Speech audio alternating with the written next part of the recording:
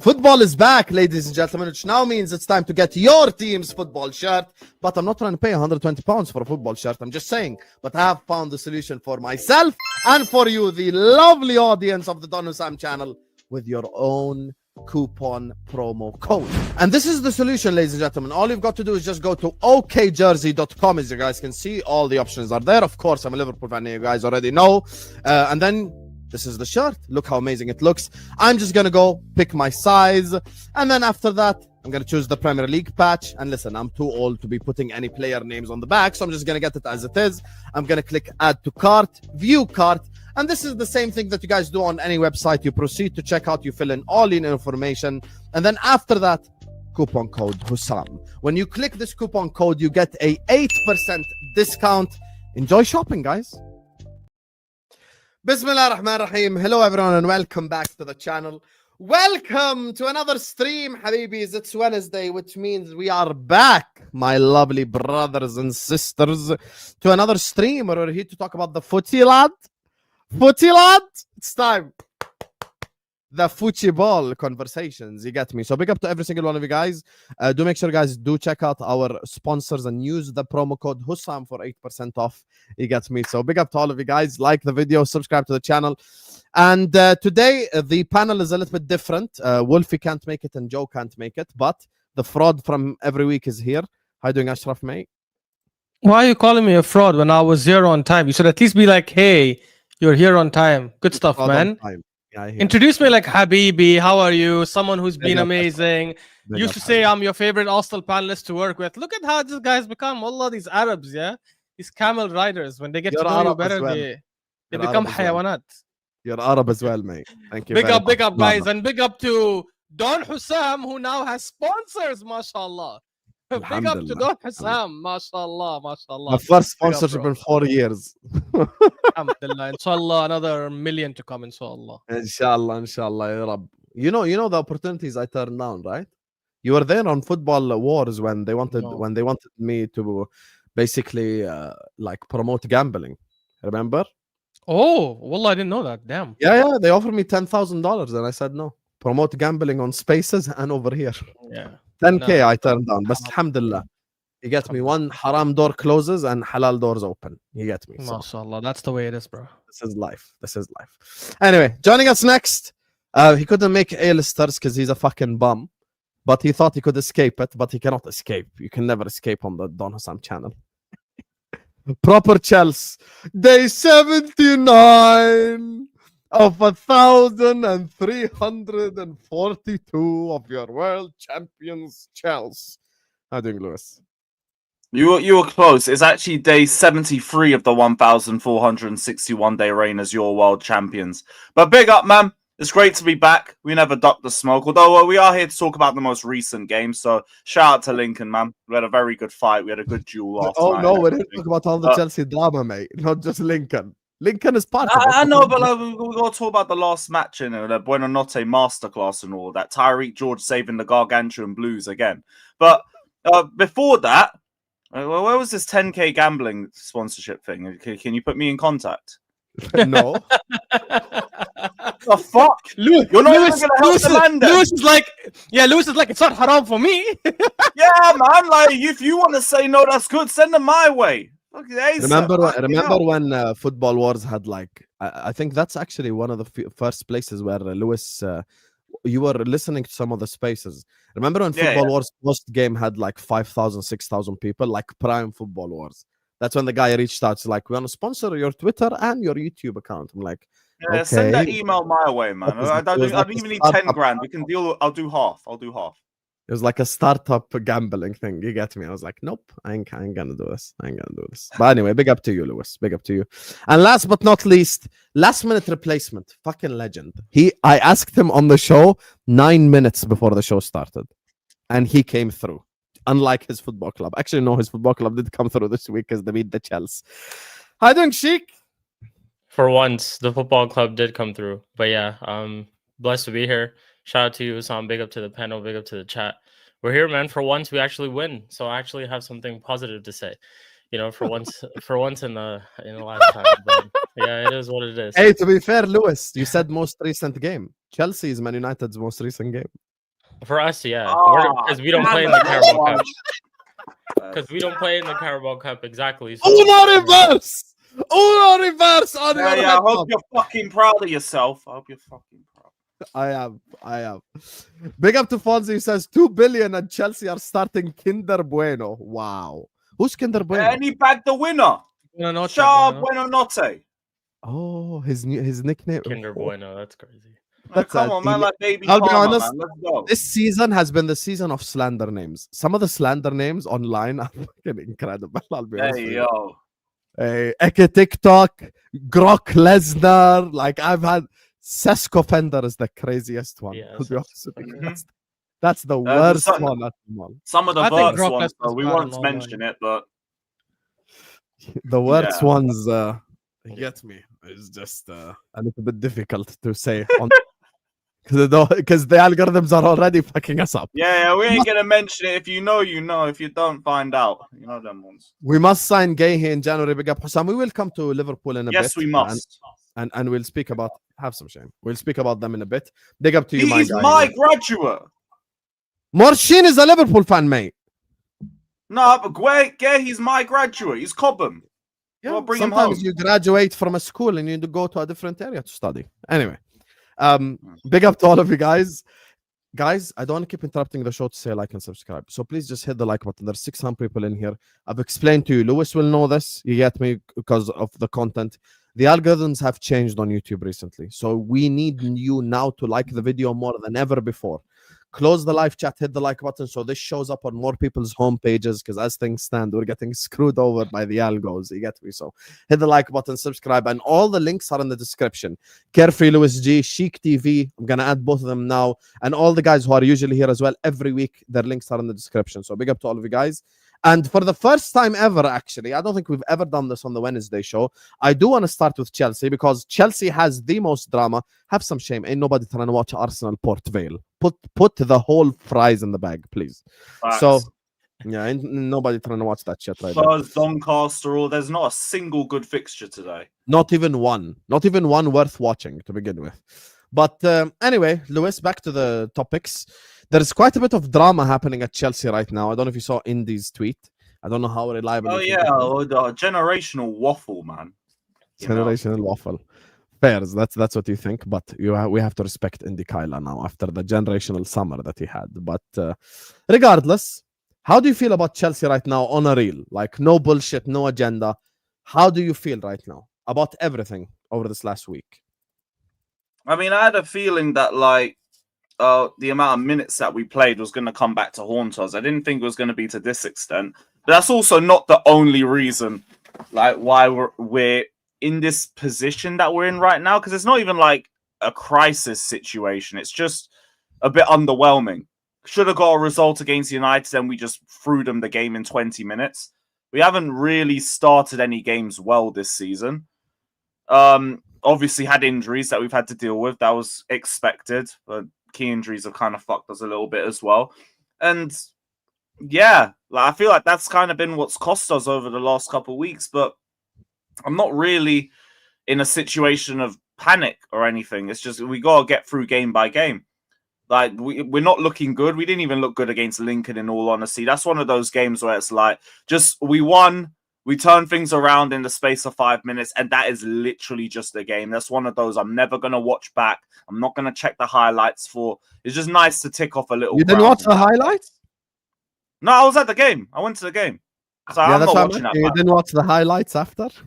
No, like the highlights were literally just the goals. That and just Jorgensen just trying to decide whether he wanted to go for a ball or not, because that brother's box command is fucking hideous. And like, now I get why Sanchez starts every week, and he's still not good enough for me. But Jorgensen is actually levels worse. Like, this guy just straight up cannot command his box, and that leads to even more risk to our goals. Sanchez is just an idiot when it comes to playing out the back. But in terms of Chelsea, like, I just think it's been a bad week. In all honesty, I just think it's been a really bad week. And like, Liverpool have just started their season the way everyone expected. So now we're in a position where we have to win our next 2 games and we have to beat Liverpool. Otherwise, any faint title hopes are just gone, really. You still have title hopes? We're here to win, not here. You win our next 2 games, we're still in this. If Liverpool beat us, over. It's over. Right now, it's already like, what, 7 points? You beat us, it goes to 10. Done. That's it. Oh, can I explain the numerous ACLs other than number of matches played? The women are also getting it. Could it be training methods? Does Chelsea? I know it covers your face, the super. I apologize, but does anyone else have an ACL? We had Leone Harry ACL. Lamptey just done his today, but he's in Italy. And like you've obviously had Leone from yesterday as well. Wait, isn't Palmer out as well? Yeah, but that's a little groin injury. That's not nothing long term. Oh, till when Yeah, is out Cole Palmer? What? Does Cole Palmer miss our game? Probably not. Like he's been assessed on a game by game basis. But that one, like, we should never have started him against United. Like, if he was that much of a doubt that he'd have to come off if we went down to 10 men, he should never have been starting in the first place. Here's the thing: it can't be training methods for everyone because I guess coaches all train differently. Like they don't all train the same exact way. Albert, I hear your logic, but not everyone like trains the same exact way. But this is the interesting one here from C, and this is where I want to get Ashraf and Sheik's opinion as well on Chelsea. I seen Chelsea fans destroy the entire team, especially the goalkeeper, but Chalobah got away scot-free of criticism online. The Cobham tax is actually why you can get away with murder if you're a graduate. Mate, I saw Chalobah's face. I saw Chalobah's face getting slapped on George Floyd this morning. And fucking Axel Ruda Cabana. He did not escape no criticism. He's getting the Graham Potter treatment. I don't know if you've seen what they're doing with Graham Potter in West Ham Twitter, but they're putting his face on every terrorist imaginable. And they're doing it to Chalobah now. He has not escaped the criticism. Don't get it twisted. Is this based on yesterday's game or United's game? Both. Just general Chelsea talk. Just generally. I mean, he scored the goal to try and get them back into the game. Did they take that into account? Or, I mean, doesn't really matter, actually, if you defend bad. Yeah, no. Like, that's just one nice moment in, like, well...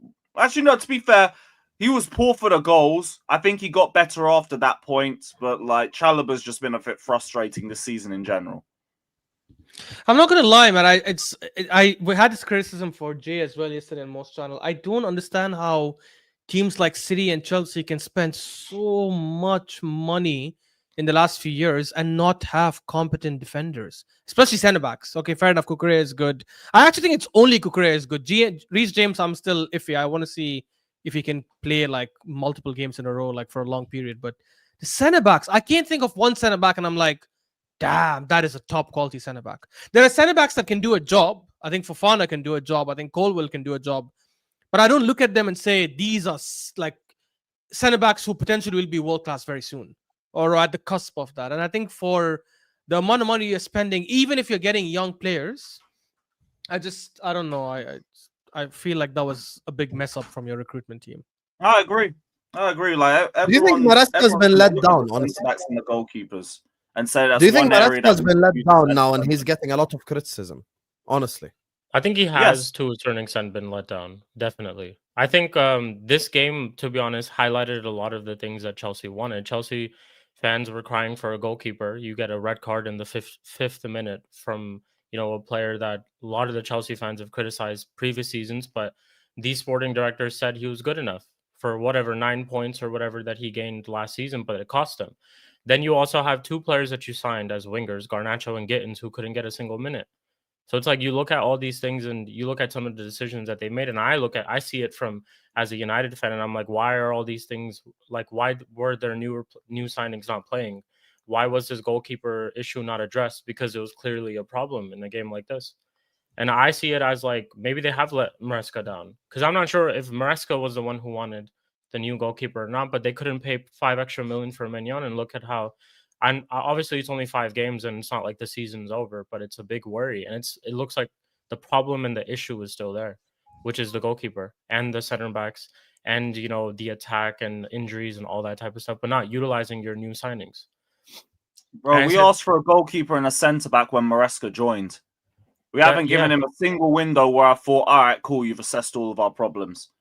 3 years, and all we've asked for is a goalkeeper and a centre back. We've got 2 goalkeepers that have got 2 cheeks of the same unwashed arse, and our centre backs are only good if Fafana and Colwill are fit.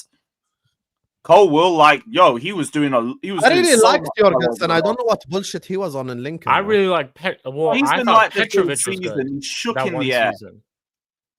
That one season Chelsea had Petrovic, was it under Poch? I thought Petrovic was okay. I thought he was. Nah, even Petrovic was meaty from his near post. Still a lot better than Robert Sanchez, though, from what we've seen under Robert. But Sanchez. here's my Still thing: like, just look at the level of these goalies that we're talking about, and I'm like, are you fucking kidding me? Like, I look at our midfield and we can step to anybody. I look at our fullbacks and I think we can step to anybody. Our forward line, with everybody fit, I think we can step to everybody. Then I look at our centre backs and my goalkeeper, and I'm just disappointed because we knew that these areas needed to be strengthened. What do? We're going to keep Tyreek George and spend 90 million on 2 left wingers that all won't start for me if Pedro Neto and Esteban are fit. What's the point? It's just a waste. Like the United game, I did still think Maresca had a part to play as well with some of the decisions that he made. But I still look at the squad itself, and I'm like, okay, maybe Sanchez, a couple of fixtures here and there will probably fix up and have a good performance again. But there's still that doubt of him having a game like this. And that's always going to be there because that's just what we've seen from the guy at Chelsea Football Club. And I just think they didn't replace that. Yeah, they made, João Pedro is a great signing for them. Even specifically in that game, I'm thinking if João Pedro probably had some help, like if he had one of those wingers that was taken off, because him himself out there was able to hold up the ball. And it should have been Enzo off. Enzo's been cheeks all season, and he was cheeks against Lincoln from a deeper position. Well, should have just been Palmer for Jorgensen straight up, that substitution, and you could keep those 2 wingers on. But I get it if you want to take. For me, Palmer shouldn't have even started. We're going from a Wednesday to a Saturday, and this brother's not 100%. How are you starting him against the worst United side in history? Like, I need him to play like that. Just bring him on second half like he did against Brentford and he cooked. Yeah, I hear that. But yeah, it was just that game specifically, I think it's a little bit on Maresca as well. But it's like you can see that there's still it's kind of like, they've spent money and they've gotten some players into the club, but it's like they still need more and they still need a lot. And some of the bigger problems still haven't been addressed. And I think if Chelsea fans are looking to make that push to challenge and to contend for the league, I think they have to. I don't think you can do it with Robert Sanchez in goal, if I'm being completely honest. I think you need to fix up in those certain positions because games like this will happen as long as these guys are around. You can have a couple of good games here and there where you'll have a good performance, kind of like, the Club World Cup final, this and there, but over a long period of time where there's a broader number of games that you will be judged on, guys like this will make mistakes. And that's just a player like these. Here's my thing about this whole conversation. Look, I don't think Enzo Maresca should be sacked. I am pro Enzo Maresca. He proved me completely wrong. I rate him as a manager. I think he's a great manager. I even got into a big debate with Mo because he asked me if you had the choice tomorrow to take Maresca or Arteta at Liverpool. I said I'd take Maresca. So I rate Enzo Maresca. I really like Enzo Maresca. But here's my thing. We have to objectively, because as YouTubers, we lose credibility if we give different preferential treatments to people we like versus people we dislike. Here's the thing with Enzo Maresca. I think Enzo Maresca away at Old Trafford was the biggest coward of the weekend. We asked, is Arteta a coward? We asked, is Pep a coward? Both fair questions. Maresca was the biggest coward for me. I've been watching football for the last 20 years now almost. I have never, ever, ever seen a manager make 3 subs after a red card. The most obvious substitution was the following. And that's why I say he's a coward. This is the most obvious thing. Lewis already spoke on it, which is, okay, you came into the game and you knew Palmer was like half fit, basically. Now Sanchez gets sent off. What do you do as a manager then? Palmer, come out. You're not fit. Bring on a goalkeeper, and that's it. Now you essentially switch your team to a 4-3-2 basically, or a 4-4-1. João Pedro anyway is a complete footballer, which means João Pedro will drop deep and he'll help out the midfield, but at the same time you still have Estevao, you still have Pedro Neto as outlets. The problem is Enzo Maresca took off every single outlet on the pitch And the only outlet was literally Joao Pedro by himself. And if you notice, Joao Pedro would get the ball, he'd look around him, there was no one. He would almost attempt to dribble past like 3 people to hold up the ball. Like, it's obviously, like, with all due respect, like, if Chelsea had R9 up top in that game, 10v11, the way that Maresca set up, even R9 would have eventually gotten tackled by someone. You get what I'm saying? Like, that's the thing. That's why, for me, I don't understand his approach in the Man United game. Truthfully, all he had to do is Palmer out, goalkeeper in, and then you'd have kept your shape, you'd have kept your structure. And I think you had good enough players. Let's not forget, we have all watched our teams take on other teams with 10 men and do a lot better. We have seen it so many times. I get it, Sanchez had a bozo moment, but there are a lot of players that had, like, bad games under different managers, etc. But this Chelsea team currently is for the most part having a good time with each other. You make 3 subs just completely unnecessarily, and you just ruined the whole game for Chelsea. Basically, that's how I look at it personally. It And I even think goes to the lineup. Like, for me, I'm more annoyed at the lineup than the subs, because if the lineup was better, the subs as a response are probably better too. Like, Tosin should have started so he could handle Sesko in the air. That's why he came on immediately after the red, because Chalobah was already struggling with that. But he should have played. Palmer should not have been in the team, so you don't waste him as a sub. And then you just take Enzo Fernandez off and then put on Philip Jorgensen for me, and you just move Esteval further into the centre. I think that would have been a better way for us to handle the game. But because of the way he handled the lineup, Palmer ends up risking Palmer instead of taking him off first. So he takes both wingers off, then risks Palmer, and he gets injured 5 minutes into that, and now he has to come off. All comes off how bad the lineup was. So to me, that was a bigger problem.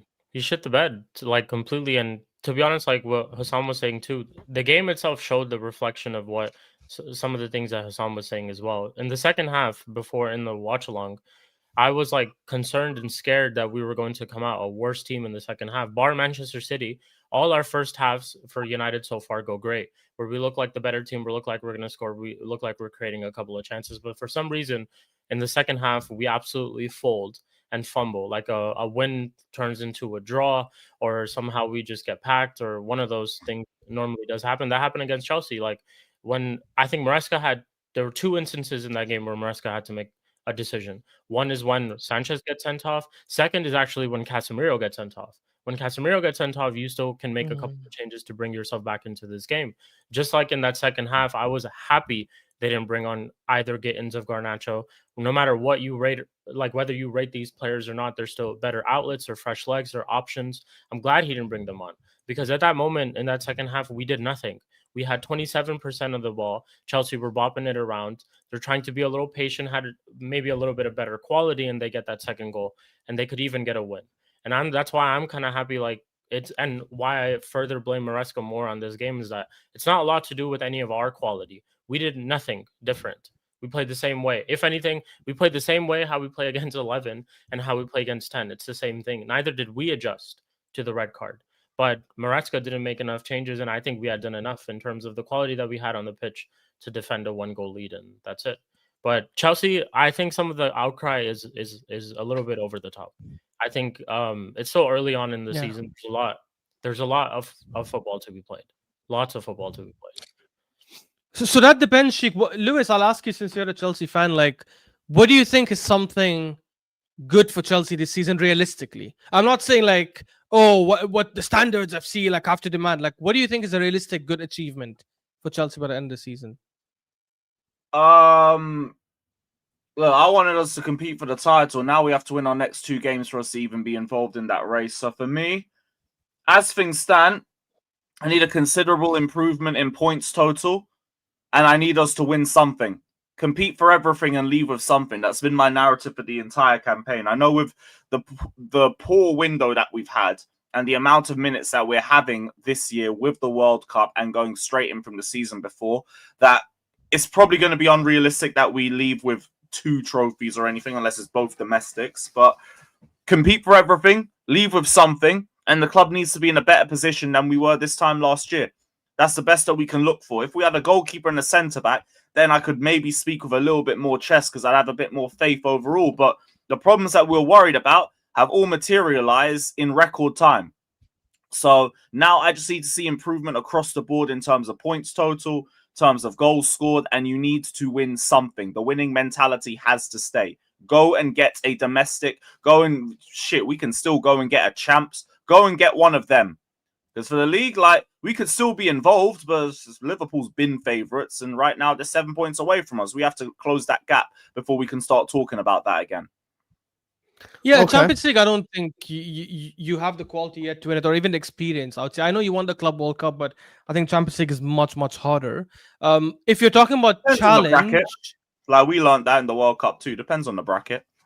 yeah, but even like the worst possible bracket you'd get in a Champions League would still be like much harder than what you got in the Club World Cup. Like No, people as in, said like, last you season. could get an easier bracket in the Champions League as well. That could work to your advantage. Like in 2021, we got the better bracket. If Liverpool were on the other side of the bracket, we would have made the final. Cut the bullshit. Bayern, How do Inter. you know that? Come on. You could have lost to Oh, Barcelona. yeah, What do you mean? Liverpool would have What do you done mean? that. Sure. Actually, I think you definitely would have lost to Barcelona if you were on the other side. So now what? Okay, that's a semi, not round of 32. We know You anything said can happen final. though. Champions League, like Oh yeah, Yeah, sorry, exactly. my bad. Like top four, but like sorry, semis. Sorry, semis. Yeah, semis, of course. Yeah, semis, of course, you could make it. Bayern, Inter, Dortmund, blah blah blah. Like it depends. It does depend. Even Barca's a big question. Like, Yeah, and Chelsea can beat Dortmund. Chelsea can beat Dortmund clubs like this, but of course they'll find it difficult against other clubs. Like I hear what you're saying, but it's not impossible. But it depends on the bracket. That's the thing. I actually like, think the Champions League will be a lot harder. The Champions League, like when City won it, bro, Yeah. all the difficult teams were exactly on the same bracket. Remember when Inter didn't? Who did Inter play to even get to the final? They beat AC Milan. Inter played. Yeah, AC Milan. They beat AC Milan, Porto, and I think beat- Benfica. Benfica and Porto, I think. Bro, what the hell? Come on, man. So Yeah, that's what I'm saying. But that's the thing. I'm saying with this Champions League this season and the number of good teams in it, because last season there were a couple of teams that were either missing or just not at that level. I feel this Champions League this season is a lot harder, and that's why I really doubt you'd have one bracket that is as lopsided as last season. I don't know. I don't see it happening, to be honest. But if it does, then obviously that's a different thing. I hear it. Let me grab I this think we super can handle quickly before, I do think we can handle the Champions League though. Like the Club World Cup has shown me that we can do that at least.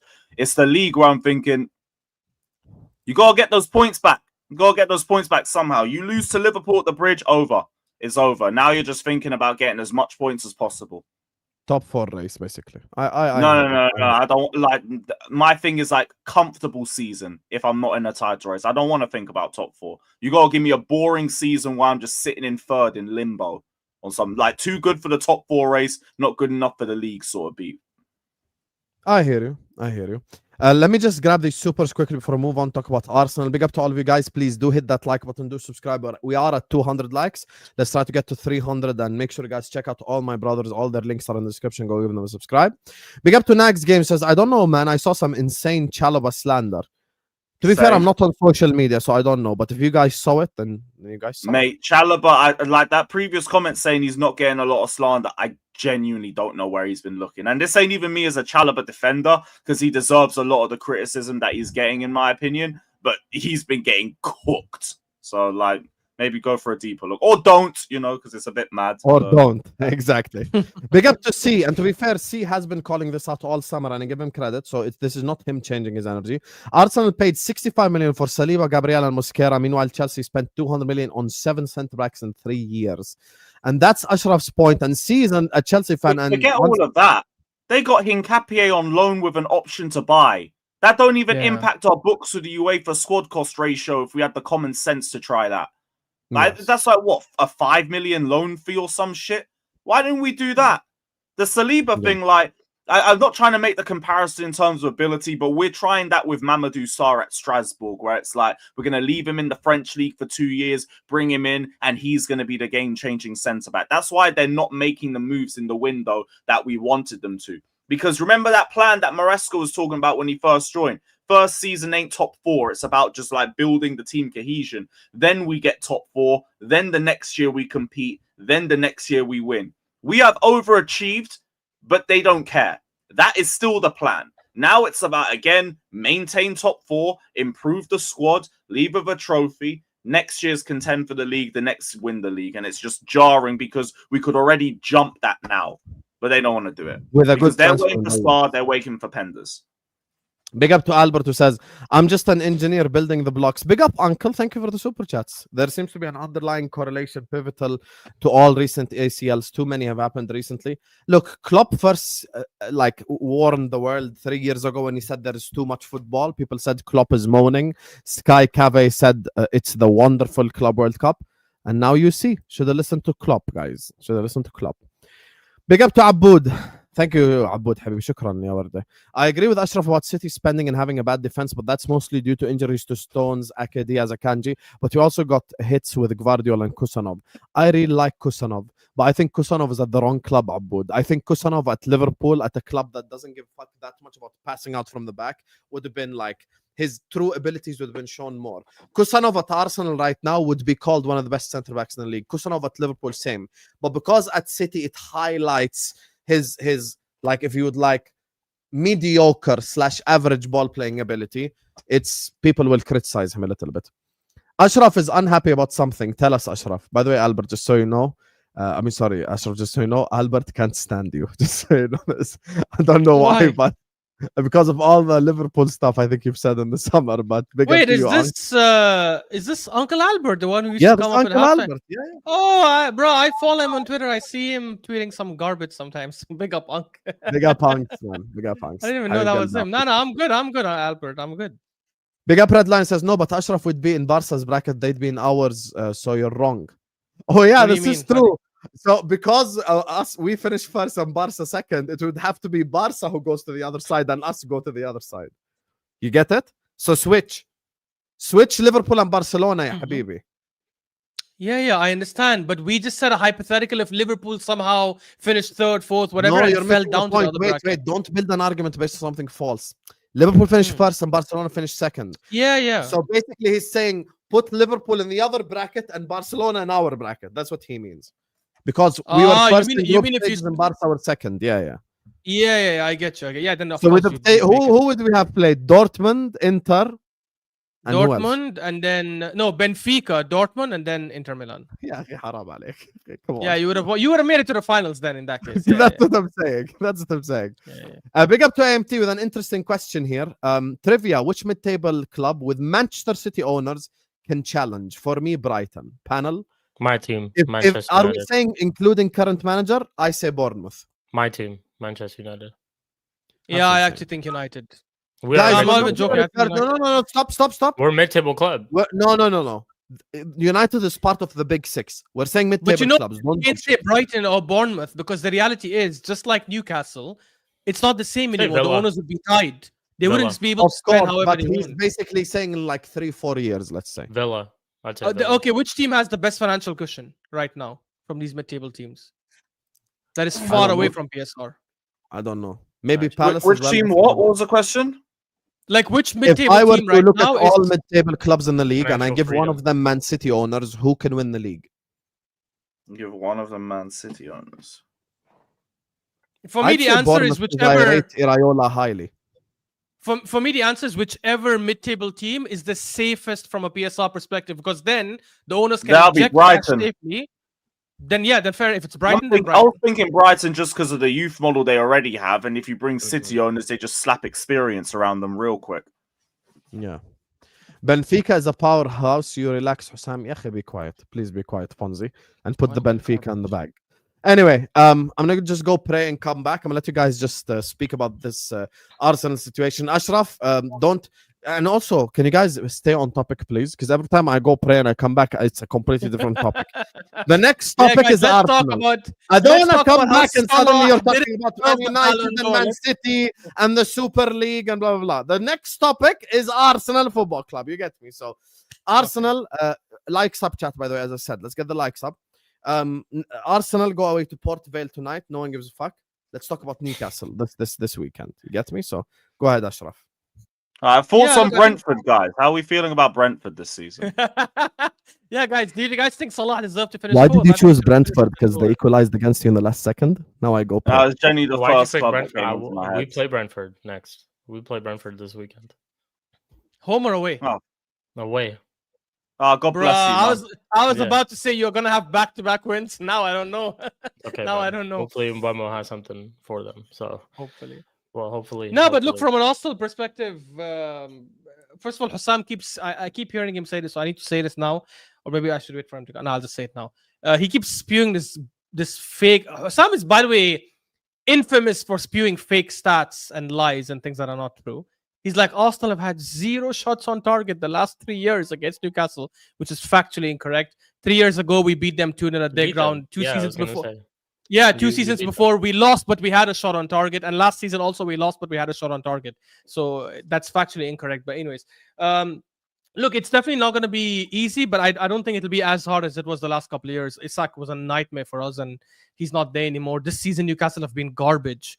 Drew to Leeds, I think barely beat Wolves, if I'm not wrong, 1-0. Just the one game they really looked good in was Liverpool, and from that game you'd think, oh shit, these guys are going to go on a mad run, and it didn't even happen that way. So I think we might beat them, but for me it doesn't really matter. I don't see us winning the league this season.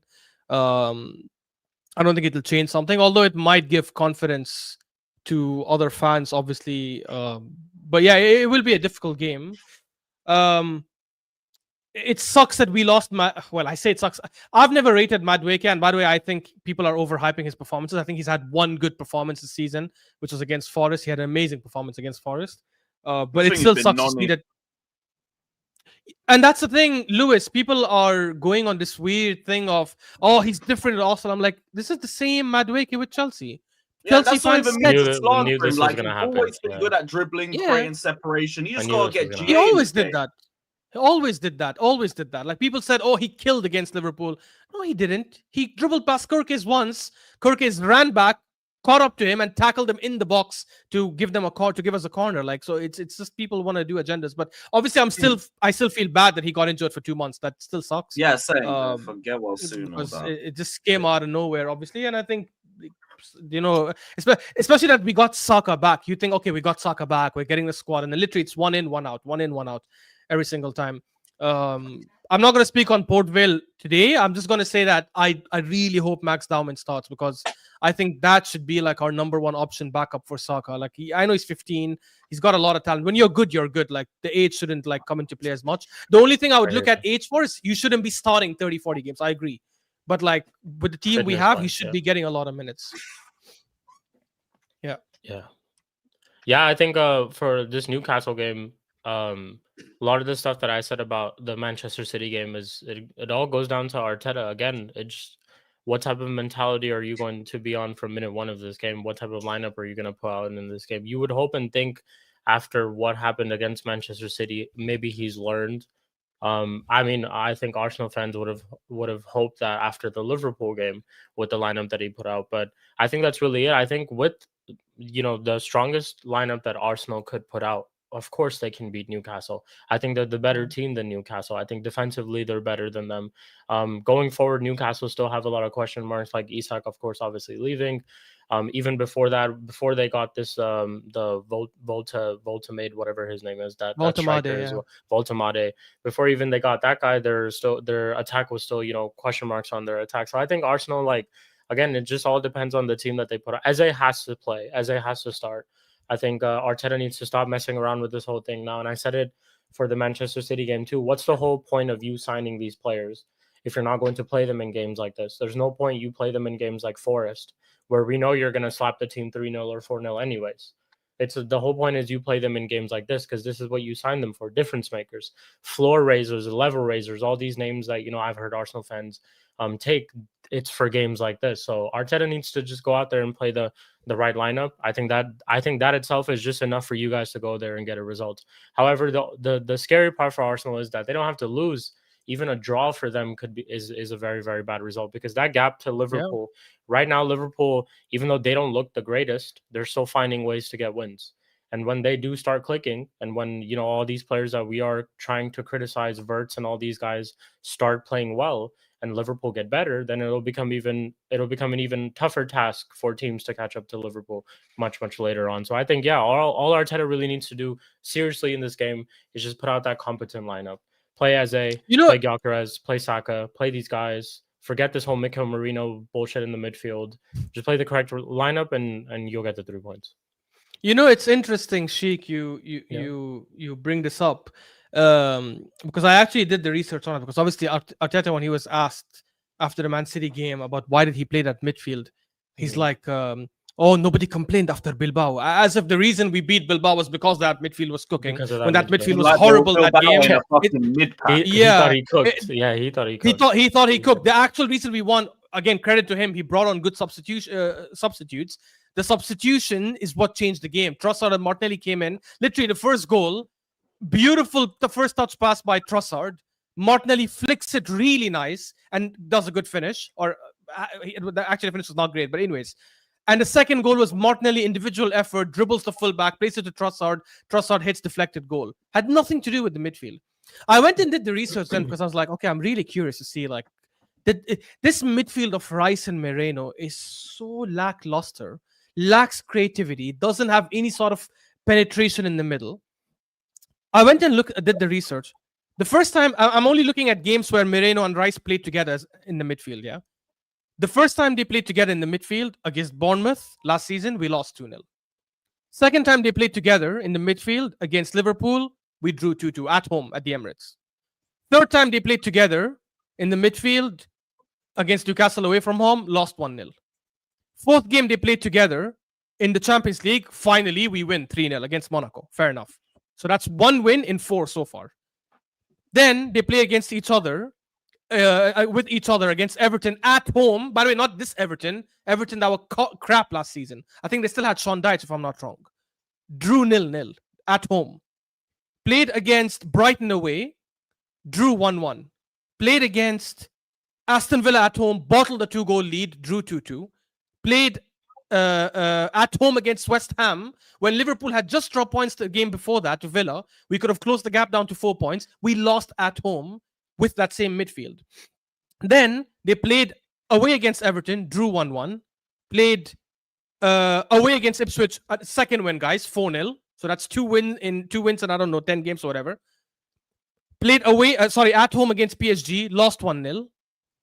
And then the last 2 games played against Liverpool this season, lost 1-0. Bilbao, okay, fair enough. That's the third win. And then Man City, we drew. So in those 13, 14 games, we only won 3. And in 2 of them, we had a playmaker playing, not a DM, which was Odegaard. And the one game where we had all DMs or 2 DMs on one side of it was the Bilbao game, which again, we watched the game. We saw that. And Arteta comes out saying, oh, yeah, nobody questioned me after Bilbao. But what about the other 10, 13, 12 times when you played that shit midfield and you didn't win? And I'm not even talking about big games, even the small games. It's just insane. This guy's so stubborn. He's so negative, so coward. Like, he's such a coward. Like, it's insane. It's insane. Like in previous years when Arsenal have had like a very like, you know, defensive transfer window where they've signed a lot more defenders and, you know, defensive minded players. I get it. Conversations then were like, okay, Arsenal need to go to certain places and have more defensive structure and defensively look good. This season, you signed Madueke, you signed Eze, you signed Gyökeres, you signed 3 attackers. So you've pretty much reformed a lot of your attack to still go to places to get draws. Or are you going to go to places to get wins? Or are you going to look at these games and get wins? Because you've signed 3 attackers now to score goals in these games. Like Arsenal fans, not you, Ashraf, but some other fans, can't use words like level raisers and floor raisers when these players are not playing and they're not being allowed to make, you know, to be made a difference, because that's what you've signed these players for. And Arteta can't come out this season and sign these 3 attackers and have the same mentality of going to certain places and still being defensive, or playing against certain big 6 teams and playing for a point. You have to go for it now. And then it's now or never at this point. Like for your Arsenal career currently too, and for a lot of Arsenal fans too, this year is regarded as that year that you have to win. And I just last year as well. Last year too, but I just don't see any side winning with this type of mentality. You need to go to certain places. Pep, I think maybe once or twice as a handful, I don't even know entirely, has probably gone to Anfield to set up defensively. The other times he probably went there for a win. Same thing for Klopp. Klopp, for the most that I can remember, never went to the Etihad to get a point. He always went there to win. So it's like, it's these type of things, it's the mentality, and this is why those managers that I just mentioned have been champions before. and that's the a thing, certain to manager back you has up. it. To back you up, Sheikh, with data as well. I said this yesterday to Husam and Mo and all that. If you look at the last 10 years, I did the research on that too. 6 teams, because they praise us about our defense, right? And they say, oh, we have the best defense. That should be enough to win you the championship, or defense wins you championships. In the last 10 years, 6 teams had the best defense but did not win the league, Yeah. right? But only 3 teams had the best attack and did not win the league. Only 3. Right, Yeah. that shows you like the football has changed now, especially when you're going up against mammoths like Liverpool and Peak City. When we went up against them, you being defensive is not sustainable to win a league title, because these teams just bang in goals and goals and goals that in the long run they can get 12, 13, 14 wins in a row because of their attack.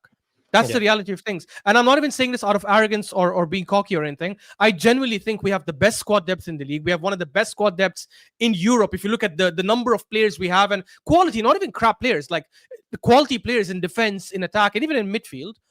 And again, people might call me arrogant to say this next, but I don't think there's any reason why we shouldn't go play against every single team, even Madrid and these other teams, and actually play with the mindset of attacking. Genuinely, because we have so much depth and so many options we can bring off the bench, even with injuries. You should risk conceding counterattacks if you're actually trying to go and win the game, because it'll probably give you better Did you results watch in the what long Mo run. said on the terrace about the complaining culture? No, I tuned in late. What are you saying? Yeah, the Arsenal section was the last section when he was saying basically he's tired of Arsenal fans complaining about everything basically all the time. Like, the whole Madueke injury and stuff. Mm-hmm. He was like, "Khalas, your winger got injured. It's okay, it happens, and you can't just keep whining about everything."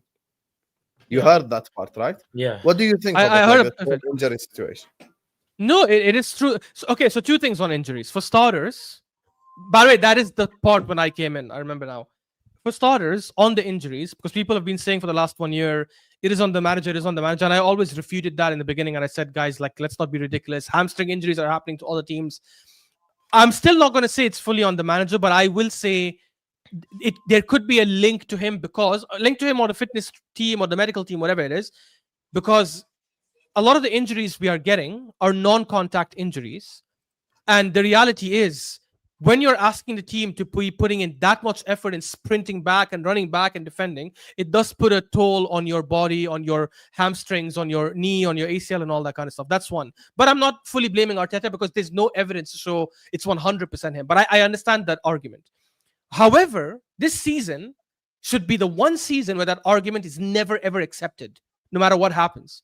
Because all Arsenal fans will probably agree with me if I say we have the best squad depth in the league. Why does it matter? Okay, Madueke is injured. Fair enough. People are saying 1 in, 1 out. Oh, we're so unlucky. And yeah, you can look at it that way.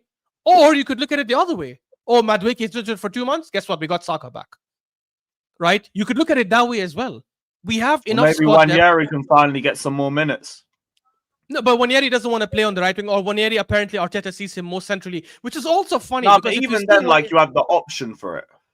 Yeah, 100%. But as I was saying to Sheikh earlier, like, I would rather see Max Darwin play there, because he looks like a natural right winger. I know he's only 15, but he's so talented, and we don't have to play him every game. That's the good thing about having someone like Saka ahead of him. But the point is, you have options. Last season, if we played a game where we had Saliba, Odegaard, Rice not starting, Saka not there, not playing in a game, these 4, we would have lost that game for sure.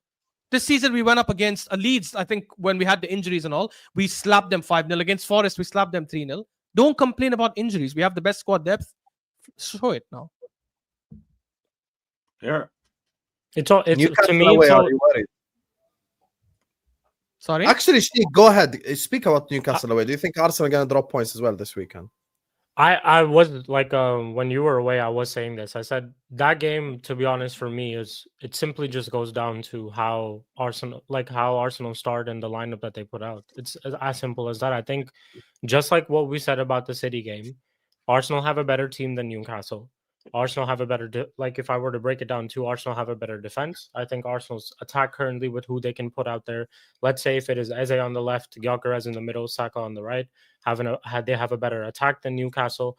Midfield, depending on who he decides to play, I think midfield can be a little bit of a problem. I think Zubimendi, to be honest, is going to have a little bit of a tough time going up against Joe Linton, going up against Tonali.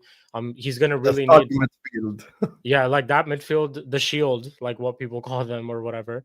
I think he's going to have a little bit of trouble there, but it all just depends on, again, who Arteta puts out, who he pairs in that midfield. So with that lineup, depending if Eze does play, I think Rice, Zubimendi should probably be in that midfield. Or if he wants to put, obviously Martinelli just scored. Who knows? Maybe he starts Martinelli on the left and puts Eze in a 10 and he puts Rice and Zubimendi in the midfield. I still think Arsenal can get enough to win. However, if it is a draw, and I think a draw can easily be on the cards depending on how his game management goes, it's peak low-key for Arsenal. Because, again, it's just conversations of people. We're talking about this, best squad depth, the best this and that, best this and that.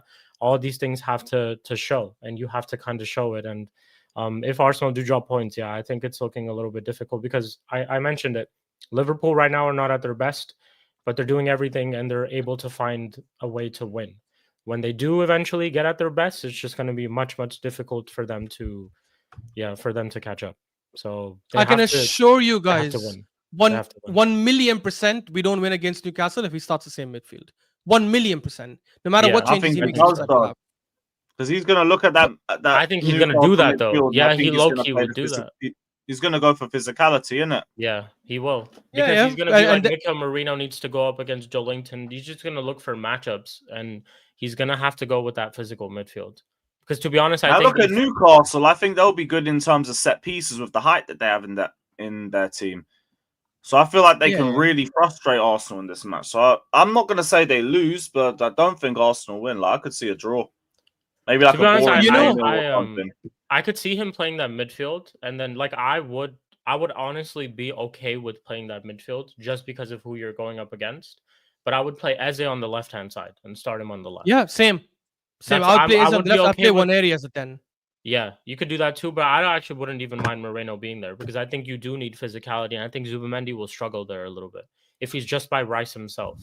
So I'd play Eze maybe on the left-hand side, but I hear Ethan can start in the 10 too. I think that's really where if Newcastle were to go and attack Arsenal in any area or aspect of the field, it's definitely the midfield where they can get better. But I'll say this though, like Sheikh, I actually think the way to beat Newcastle's midfield is not to match their physicality, is just to I'm gonna use this thing that I think Sam Allardyce used in the past, out tactic them or whatever the hell it is, like, because the reality is we have so much technical quality with Zubimendi and Odegaard if he's in training, or Eze if he plays there, even Waneri. I think that actually counters physicality a lot better. Biggest example, I know we're nowhere near as good as their midfield, but Barcelona went to Newcastle's ground, a midfield nowhere near as physical, and just played them off the park. Because in the end, they can only hurt you if they are able to touch you and when you have the ball. Like, so I think if he starts Moreno, Zubimendi, and Rice, no matter what changes he makes in the second half, you're leaving it too late. And I'm just gonna say this is gonna sound crazy. Parker, the Gooner mentioned a comment earlier where he said, I want to read it. Yeah, he said, I think we need to lose more. Maybe we'll get serious. I'll say this, Parker, maybe you're just kidding or you're being sarcastic. I had a thought in my mind, wallahi, like a couple of days ago, and I was thinking, by the way, this manager knows he puts the handbrake on. You guys know that, yeah? Because when he was asked about Max Dowman today or yesterday, is he going to be in the squad against Port Vale? Is he going to start? Arteta said, yes, he's in the squad. And then he made a joke later saying, but I don't know, it depends if I leave the handbrake on or whatever it is. He made a joke out of it, and they were all laughing.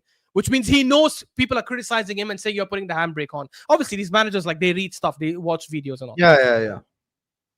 The reality is, Parker, even though I know you're being sarcastic, and I definitely don't want this to happen, I don't want us to lose games for the sake of something else happening. But can I ask you guys this? If, let's say, we lose the next 2 games, and Liverpool win the next 2 games, and now we are 11 points behind, right? Realistically, you would say the league is done, right? Like, Arsenal have no chance, correct? If that happens? Yeah, for the most part, yes. It would be a meltdown. I promise you, if that happens, and we're 11 points behind, and he sees the league is gone, watch us attack and score 4-5 in almost every game. Because now, he genuinely in his mind thinks, this style of how I play will win me the league. It's the best way for me to get results. If he sees, oh shit, there's no hope now, the shackles will be off, the team will attack a lot more because there's nothing more to play for, and watch how we start winning games a lot more comfortably. And it's crazy to think that something like that has to happen for him to do this. And I hope it doesn't come to that. But he needs to start changing that style ASAP. Otherwise, we're not winning. You know, I look at this weekend. If Liverpool beat Crystal Palace and Newcastle beat Arsenal, oh my God, it's gonna be 8 points behind. And there is an actual possibility of it. Even if you get a draw, that means you'll be 7 points behind, which is also insane because that's 3 games swing basically. So, you know, I have a feeling Arsenal. you guys won't beat Crystal Palace, though. I'm not gonna lie, bro. Oh yeah, I've already said on the terrace. I think Crystal Palace away is a very tough game. 100%. It's one of the toughest games. We'll come to it in a very bit. difficult. We'll come to it in a bit. But this Newcastle away game. But actually, if we don't beat Palace going based off of evidence, it means you won't beat Newcastle either because every time you play after What's the relation? every time you play after us, you drop points. You get me? And then people wonder when we speak about mentality. They're like, "Oh, well, how can you speculate this mentality? You can't quantify mentality. Quantify mentality." The thing is, like, I look at this fixture. Last 3 visits away to St. James's Park, Arsenal had 2 shots on target. I lied last time. It wasn't 1. It was 2 shots on target in the last 3 visits. So I apologize for lying, audience. It wasn't 1 shot. It was 2 shots. You're counting the League Cup as well, Carabao right? Cup. I'm assuming. Yeah. Okay. Yeah. Okay. Fair. Carabao Cup game included. So that's why for me, I look at this. I look at this fixture, and I know it's a difficult fixture for Arsenal because they hate going up there. They hate going to Newcastle, and I think it's gonna be a difficult game for them. And to be honest with you, wow, Moreno is Kim Kallstrom and Frimpong level in midfield. What? No. Come on. I don't agree with that. That's crazy. I don't agree with that. That's crazy. He's not a Isn't bad Frimpong- midfielder. Isn't Frimpong the meme from 10 years ago? Yeah, stay Denchel, get Frimponged. I remember that. I remember that. Too. Yeah, Emmanuel Throwback. Frimpong, yeah. The guy who There's did a whole a rap song. song with someone else, I forgot. That's all he was known for, not for anything on the pitch. Kallstrom and Frimpong is crazy, bro. I want you to understand. Like, that made me stop my speech midway, bro. That's actually Come on, insane. guys. Moreno starts for Spain these days, bro, and scores hat tricks for them. Come on. I don't. He's a decent midfielder. He's just not good enough to be a starter every week. I'd agree with that. Is he better than Frimpong? Yes, he is. Shut up. What's wrong with you, bruh? I'm sorry, that message just sent me. Max, what bullshit are you on, Max? Man just said that, bro. Guys, subscribe to propaganda. Also, Husam lied again. We had 5 shots on target in the last 3 games against Newcastle at St. James Park. So, Husam, you've been spewing a lot of fake facts, bro. A lot of fake facts. It's crazy. I just checked it. La Carabao Cup, we had 3 shots on target, 11 shots, 3 on target. And I remember because I remember Havertz missed a chance. What's even the shots on target debate about? Like, the bigger thing should be score a goal there. But Husam's debate is this is Husam's favorite line for Arsenal and Newcastle. He says, "How can Arsenal score a goal if they've had 0 shots on target against Newcastle the last 3 years?" Which is fake facts. Like, that's not the case. Oh, okay. Yeah, Plus we've had 5 also, shots like, on target in the last 3 games. If you were to do the other way around, and if we were to look at Newcastle shots on target for Arsenal, where aren't you going to expect them to drop anyways? Because Isak's not playing. So it's like these type of things I just think are so irrelevant. But here's my thing though. Here's my problem with this. Like, people will say this pre-game. This is my issue, right? And I said this to Igal, and I told him to his face. I'm like, my problem with you is you always change your energy. Pre-game, this is gonna be. Let's use Igal as an example because I'm sure he wouldn't mind me using as an example. And Igal is my brother as well, so Wouldn't be I the can say first time. Yep. Here's the thing. What Igal would do before Anfield, we could test that Liverpool defense. We could test it. It's they've conceded 4 goals in the last they conceded 6 goals in the last 3 games. They concede like twice every time they played. You get me? That's what he would be saying, right? And then he would, as soon as the game ends and it's Liverpool 1-0, they're like, yeah, this is Anfield away. It's a difficult fixture. Same before Manchester City. Manchester City are shit, guys. Manchester City are shit. Manchester City are crap. Blah, blah, blah. And then as soon as the game ends, this is a game against Pep Guardiola at home. It's a very difficult fixture. Manchester City. You have to respect Manchester City, literally. And then the same thing now. By the way, guys, they don't have Isak anymore. They have Waltmade. this should be an easier game for us. Blah blah blah blah blah. Did he say And that then, actually? as soon as no, I'm saying like Arsenal fans. he As soon probably as will, Voltibate scores, Voltibate is an up and coming As striker. soon, yeah, exactly. in The game Europe. ends Yeah. 1-0. Yeah. Igal will come on We YouTube would and take go like, why we should St. have signed James's Park is Voltibate. a very Why did we difficult sign place to Gyökeres? go. We saw Liverpool struggle against 10 men. You know, he just completely switch his energy and say something completely different, bro. Like that's my thing. So yeah, but like it's just keep the same energy. Is it difficult or not? I acknowledge, and I said this on the football terrace, I acknowledge Liverpool's next 2 games are difficult. Palace away and Chelsea away are 2 difficult games, but I say it pre-game. I don't come here pre-game and go like, we are gonna slap Crystal Palace 5-0 this Saturday, and then as soon as the game ends, I go like, you guys know Crystal Palace have been invincible last 19 games. Habibi, we say it pre-game. Why you say it only post-game? Post-game, when the result doesn't go your way, all of a sudden it's a tough game? So I want to understand from the Arsenal fans, is Newcastle away a tough game or not? You have to make your Very mind up. difficult. It is a very difficult Yeah, you have to game, make yeah. your mind up, bro. Anyone who's trying to downplay Newcastle away is smoking crack, personally. Yeah. Yeah. But I will say it is unacceptable if we don't beat them, just given the context of the season. If we beat City and drew to Liverpool, I promise you, if we draw this game, it's fine. It's not. It's okay. We can continue. But You because we should just be already beating them dropped, because you should be winning the league. Because if the expectation I- is, even though it's a difficult away, it's something that you'd have to conquer. Yeah. Find a way. yeah, I agree. But Liverpool won the league last season and couldn't beat Newcastle away. So I wouldn't. That's what I'm saying. Like, No, I hear it, but like you still just got to collect everything you can, especially with the points dropped last week. so Plus here's about what my statements in it, statement results. Mhm. So I'll tell you what my expectation is Lewis, and your manager is obviously famous for saying this because he's like, he doesn't mind getting a point away from home. Mourinho, I'm talking about, doesn't mind getting a point away from home if he wins every home game. This is what I think. I think there is zero excuses for us to drop any point at home. We should literally be winning 19 out of 19 games, given the squad depth we have, given that we're going for the league and all that stuff. And then drawing away to Liverpool, away to City, away to Newcastle, away to Chelsea, even away to United, which is a bogey ground for us a couple of times. That, or not a couple of times, many times, that would still win you the league, by the way. You would still end up winning the league. If you draw all these away games, let's say you lose 2 or 3, because no team can go invincible. I know we did it before, but anyways. And you win all your home games, which is expected. You have to do that. By the way, you don't want to know my opinion on the Invincible, so trust me. Anyways, What's the opinion? Say it. What do you mean? Say it. We then What's would your win the opinion, league. We then would win the league if we just end up doing that. But we already No. Say your opinion on Invincibles. You ain't gonna like. No. Say it. Say it. So on Liverpool, Well, is it I best honestly, team in Prem history, I just Jacob, feel or something like that? I think it's an incredible achievement. It's up there with one of the best achievements ever, probably best after Leicester. But I do think that season is overhyped by Arsenal fans. I'm not gonna lie. I think we overhype it. I don't think it's the best Premier League team ever. I don't even know if it's top 3 or top 4. I can think of 4 teams that are better than that team. That team wasn't invincible all season because they lost in the Carabao Cup. We got knocked out in the Champions League by an English team. We got knocked out in the Champions League by an English team. I think Chelsea knocked us twice that season from the Champions League. Middlesbrough knocked you out the League Cup. It's because you got knocked out of 2 FA Cup. You got knocked out by United 3 days before. By United, yeah. So that's what I'm saying. Like I just look. I know you would say that, but it's an amazing. I'm saying it's the second best achievement in Premier League history.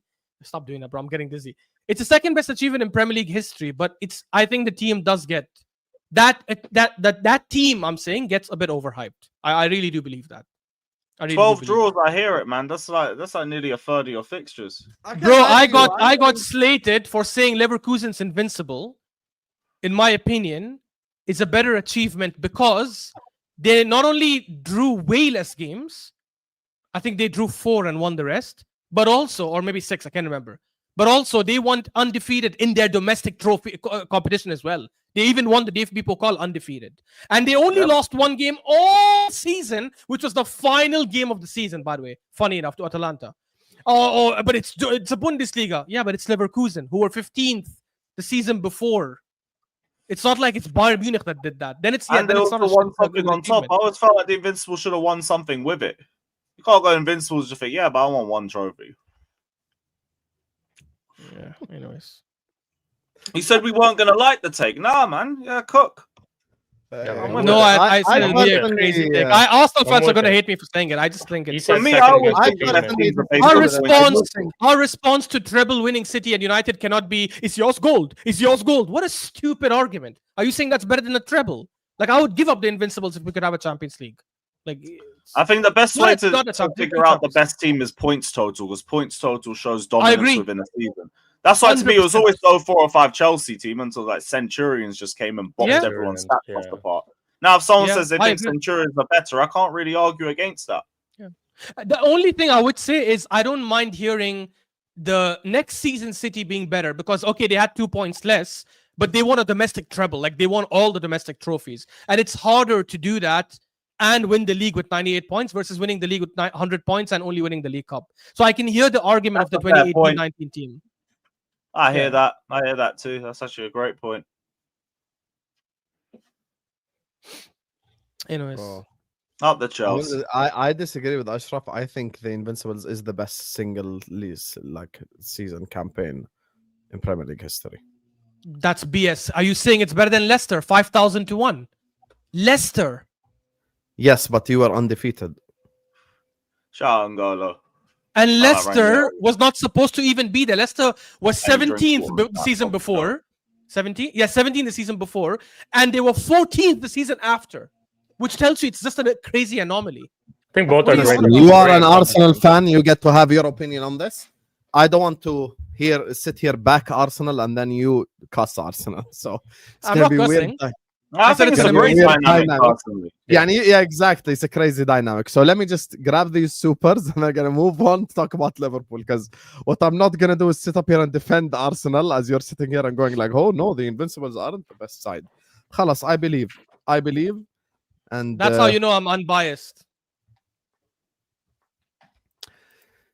come on, Husam. I'll take Ashraf over Igal any day. That's not really a compliment though, because Liverpool fans can't stand Igal after he did the 180. You get me? Like that's just 180. great. Okay, I'll tell you the story. And Lewis will know this the most because he's worked with Igal the longest. Igal used to always be pro Liverpool, like 99% of the time. Like he used to back Liverpool, be nice to us. As soon as we took the league title last season, he just changed his energy, bro. Every second tweet is about Liverpool, basically. So, yeah, Igal has done a villain arc turn. I asked him this. I'm like, Igal, why did you turn on Liverpool like this? He's like, because you have everything that I wanted. I'm like, bro, it's just... I'm like, so Igal, you really did all this just because we won the league, bro? Like, it is what it is. How am I the same? What do Arsenal have that I want?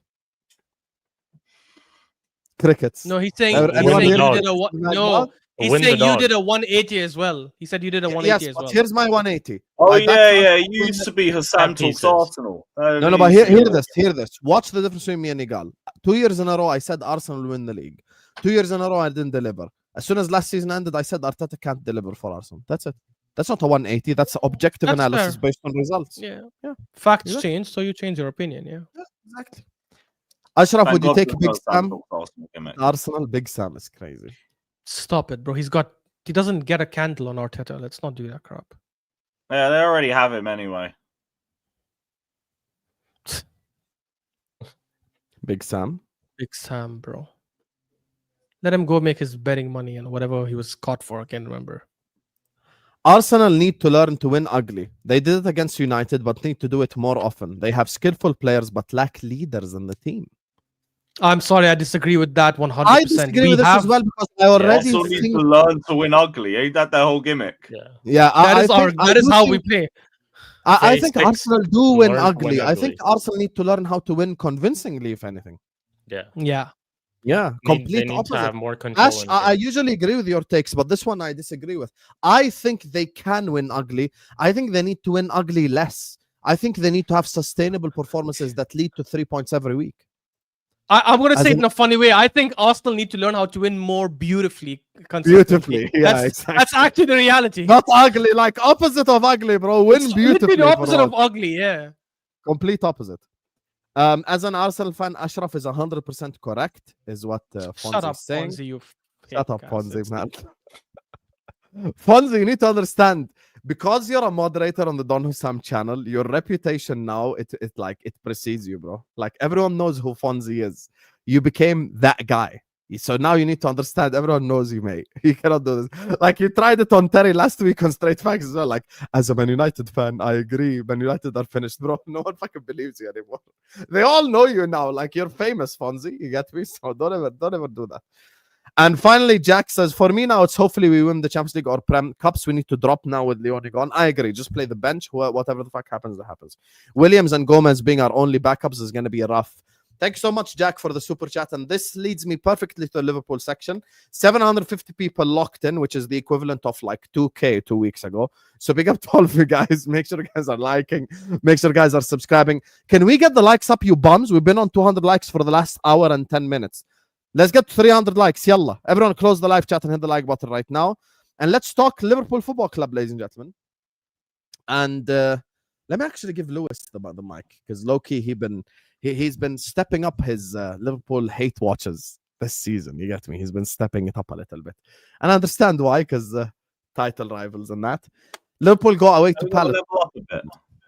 What do you think? What about Liverpool go away to Palace this weekend. What do you think? Very intriguing, actually, given Palace's record. Not just against the Big Six, but in general. Was it 19 games undefeated? But it is also Liverpool. And you guys have a good record at Selhurst Park too. What time's the kickoff, by the way? 2 p.m. Saturday. 2 p.m. Saturday. 3 p.m. 3 p.m. Saturday. 3 p.m. 3 p.m. Oh, Saturday. 3 p.m. Okay. You guys rotate enough. Like, losing Ekatike might be a bit of a hindrance for you. Don't know how Isak starts at Liverpool, but like I expect it to be a little bit slow because he hasn't had a preseason or that. But I still just expect you to scored find the goal already, to be fair, yesterday. Yeah, but it's one of those where it's That's like on a happened. play, you're gonna bury it. It's one of them ones. And still, you scored. It's your first goal. On a But, plate, you're gonna bury it. Do you know who we employed for the last 3 years, my brother? Do you understand that these two finishes that I but saw Isak yesterday is not are Nunes. something that I Yeah, have yeah. been deprived of for the last 3 years? I Okay, let me tell you understand exactly that, what but happened. there's levels to this. Stop. Yeah, you I'm didn't so pay. upset. You didn't pay how much you paid for the Stop goal the he show scored right yesterday. now. Let me tell you exactly what would have happened if Nunes was up top yesterday. The first one, he would have tried to dummy it and take it on his left foot, and the second one, he would have been fucking offside. That's what would have Yeah, happened. but like, there's levels to this. Isak is not Nunes. But never Yes. even no one's making a comparison like that. That's one of a goal you'll expect even him to not do anything. But he's gonna bury it. But the point still stands. Don't know how you'll be like in the final third without Ekatike, because I think he's already been a massive upgrade for you up top this season. But I expect you to just find a way to win, because that's what you guys have been doing this season, whether you play well or you don't. So I still think you win. There could be a shock, maybe a draw or something, just because Palace are doing really well, but I don't expect it to happen. I expect you to go there and just end their unbeaten run. Let me ask you a question, Lewis, because actually I haven't asked you this question all season. This whole sustainable Liverpool thing, what do you think of it? I mean, there's no change, you know? Like, yeah, maybe your performances haven't been great, but neither is ours, neither is Arsenal's to a point. So I don't think like it looks bad for us in isolation with our own clubs. But when you look at the lay of the land, it's happening to everybody. The only difference between us three is that you guys are just pulling out more results than what we've been doing recently. But we've all not necessarily been looking great. But you guys being the champions, you're expected to still win whether you look great or not. And you've got it, and you've got the depth to do it as well. So yeah, like, I just don't think there's been any change of Liverpool because of how good your window's been. It was never going to be a mad leap, because you're asking a team that was already dominating the league to just continue dominating. You weren't going to like make any more mad levels. So nothing's changed. Nothing's changed. I'm going to shock you all and make you all happy, just like Ashraf with his invincible take. I don't think Liverpool win this Saturday. I think we'll draw. Same. And I'll tell you, and I'll give you my logic. First of all, Palace are undefeated for 19 games, so we need to respect Palace. 19. 19 undefeated, bro. Wow, big up. Yeah, Palace. bro. Like people are acting like Palace is just Wow. an anything game, bro. It's not. Big up It's not. Glasner, bro. Sheesh. Yeah, big up Glasner. That's the first thing. And the second thing that I Hmm. want to say is the following. Look, like, bro, now I look at the Premier League and I think it's the toughest it's ever been. All these mid-table clubs are so much better than like 10, 12, 13 years ago. Honestly, I'm being serious. The bad Man United side 10 years ago, 12 years ago would have finished 8th, 9th, 10th, 7th, something like this. And it shows me by the team that we had Konchesky and these guys, they finished 8th. Like that's the lowest ever Premier League finish we have. The mid-table clubs right now are more difficult than it's ever been. Ever. Like there is no such thing as guaranteed win against Brighton, guaranteed win against Bournemouth, guaranteed win against Crystal Palace. Like games like this, you now have to fight. You have to kill to get a win. Liverpool are Even at capable home. of winning. Liverpool are capable of winning. And if you put a gun to my head and say, Husam, right now, choose one winner. Is it Palace or Liverpool? Like if someone had to win, I'll probably say Liverpool. But Yeah. I do see a draw happening. I see it. Liverpool and Crystal Palace are the two only teams in the entirety of the English country in all leagues who are still undefeated. I didn't know that's I also will crazy. say That this. includes Europe, Cups, everything. I say it's a draw as well because I think you guys finally get caught out for defensively being bad for the first couple of games. I think Palace can be that team that will catch you guys out.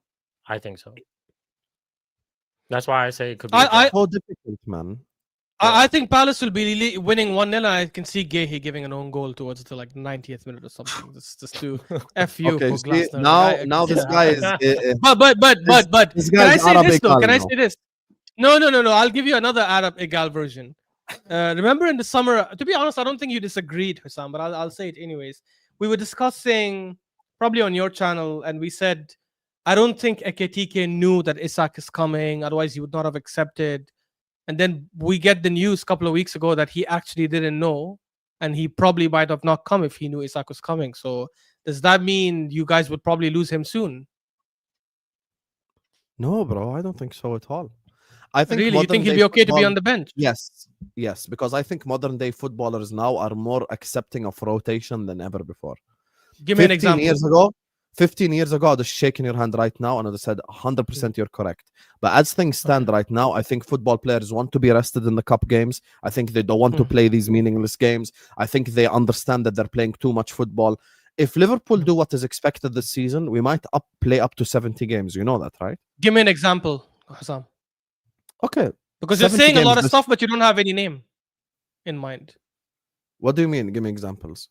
Give me an example of a player who's like, yeah, I'm more accepting to sit on the bench. Or I wouldn't even say a player. No, wait. I wouldn't say a player. You just look back to Pep when he was doing like the 4-peats and everything and the older City sides. As long as the team's consistently winning trophies and everyone's getting a fair share of minutes. You know how, man, you talk about Pep roulette and just constant rotation. The teams keep winning. But that actually proves it's not the case. They don't care too tough. No, that's not true. That proves it's not the case because he wanted Palmer to stay, Palmer didn't stay. He wanted Sane to stay, Sane didn't stay. He wanted Alvarez to stay. Alvarez said, I'm not staying. Alvarez only played for 1 or 2 seasons with them and said, damn, I'm too good to be sitting on the bench. Actually, City proves that despite winning trophies... like Gundogan, Silva, De Bruyne, they had the midfield that was constantly in rotation. Yeah, but what helped them then is De Bruyne used to get... But what helped them is De Bruyne used to get injured. Gundogan used to get injured. So they got a lot of minutes. Long term, I hear that. But it's more like the first 2-3 years maybe or something. Like it's not really as big of an issue if the team's winning and they're getting a good amount of minutes. Eventually, they do end up wanting to just play more and be like a consistent starter. I hear that. But I don't think it's anything they got to worry about like now. Or maybe even in a year's time. Now. I do feel in a year or two he might consider to move. I'm not saying he definitely will, but the reality is... Yeah, maybe, but the reality is 2 this years, guy like is something you're thinking in the for... long term if he's not a starter, but that's to say he's not even a starter. He might end up even being better than Isak. Who knows? But that's the thing, you've got ridiculous competition there. Yeah, but the thing is, because okay, Ashraf, let me just respond to your point because I hear what you're saying. But here's my logic now. I think there is a shift in modern football, and I'm not conspiracizing or anything. I'm going based off like what's happened over the last 3 years, I'd say. ever since like Nations League was introduced, Club World Cup, all these extra competitions, footballers now realize like we actually have too many games. I'm not saying Ekitike will ever have the mentality that, okay, Slot, put me on the bench. I think he will back himself that he can bench Isak, and Isak will back himself that he can bench Ekitike. I accept that 100%. I'm simply saying, as things stand in the modern day game, if I'm Arne Slot and I go like, okay, Ekitike, you're starting against Galatasaray, Isak, you're starting against Palace. I don't think either of them is going like, oh, how dare you bench me and blah, blah, blah. Like, I don't think these conversations happen like they did 20 years ago. 20 years ago, we all read books and heard the managers talking about this guy knocked on my door and that guy knocked on my door, and we had this conversation and we want to play every week. If I take it back to 40 years ago, you played the same 11 every game. EFL Cup, FA Cup, Champions League, Premier League. Like, it was the same 11 all the time. Now I think stuff is different because of the physios and the sports science and the nutrition and everything that's around it. Like, everyone is almost trying to maximize their own career. Now, let's say, because you all have high expectations of Liverpool after our summer, and fair enough, let's say Liverpool go all the way in all competitions. I'm not saying we win all of them, but let's say we get to semi or final of the UCL, final Carabao Cup, semi or final of FA Cup, and win the league, right? If I do math on that, we are going to play around 65, 70 games. Now, I don't believe there is a single footballer in the whole planet that can play 70 games in 9 months. I'm sorry, I don't believe it. Now, I'm not saying Isak will get 60 games and Ekitike 10. No, I think the equation will be a lot more like around the same number. Isak might get 45 and Ekitike 35 as an example. You get what I'm saying? And the good thing is, because of sports science, and that's another thing, now they both play in the same game. Meaning, Atletico, prime example. Isak, first half, Ekitike, second half. Neither of them can be upset because they both played. You get what I'm saying? No. So they will always have opportunities to play and so on. Now, you want to know when will this be a problem? In one scenario. And I acknowledge that it will be a problem. Let's say we play City at home and then Madrid on the Wednesday, or blah, blah, blah. Ekitike scores a hat-trick against Madrid. He might now feel entitled to start the City game. That part I understand, but this is where Arne Slot must manage the egos. This is the reality. Husam, I'll tell you one thing. Everything you're saying is from a realistic or idealistic scenario. It's not actually how footballers think. You think that, oh, but why wouldn't you happy playing 45 minutes? That's not how footballers think. If a footballer is at that level and he thinks he's incredible and has an amazing future, he's thinking, I want to start and play 70, 80 minutes in at least 60 games a season or 50 games a season. That is how they think. This is why when the journalist came out saying, when Julian Lawrence came out saying he wouldn't have moved, it's because, first of all, Ekitike is French, right? And there's a rumor apparently that he was considering changing to Cameroon. I don't know if that's true or people are just saying shit for the sake of it. The reality is, because he's French and he plays for France, there is so much competition. They have so many attackers. He probably will not get to play. Even if he goes to the World Up, he probably will not even get to come off the bench. That's one. Secondly, this... If you're saying he's going to play 45 minutes here, 40 minutes there.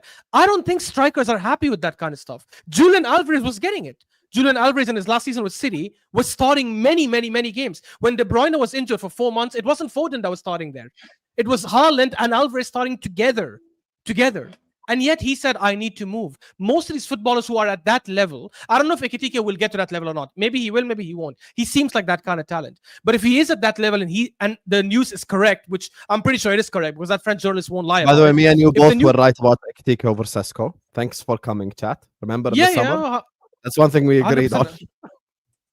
About what? Like Ekitike being better than clear of Sesko? Sesko. Yeah, we Bro, said I that. don't. Bro, Sesko is the most overhyped. I don't know. People overhyped him without even knowing anything about him. Against that. Yeah, It's mental. It's mental. People. I'm Every sure people time didn't watch him and Ashraf said, would do a show with Saad, Korapod, Saad go like, I don't think he's as bad as you're making out. I will big never BS. forget. I called BS, Sesko it's Rasmus stupid. 2.0. I called him Rasmus 2.0. Stupid. Rasmus People laughed at 2.0. me. People laughed at But me. yeah, But it is what it is. I think it's like that with most players. By the way, I think it's like that with Arsenal as well. This is why I'm annoyed that we have the best squad depth, and I think we're going to waste it. You think all these players are going to be happy to sit on the bench for long? You think Waneri, as he develops, is not going to be? He's going to be happy just to continue sitting on the bench. Mosquera and Saliba is an issue in the long run. We don't have to worry about it this season. But in the long run, if Mosquera is that kind of talent, he's not going to be like, yeah, I'm okay to make some appearances here and there. That's not how it works. Ben White will probably eventually leave. right? Because he sees Timber as the now starting right back. There's no way Ben White continues staying, even if he starts playing 30, 40 games a season, like coming off the bench. It's just most of these players don't do that.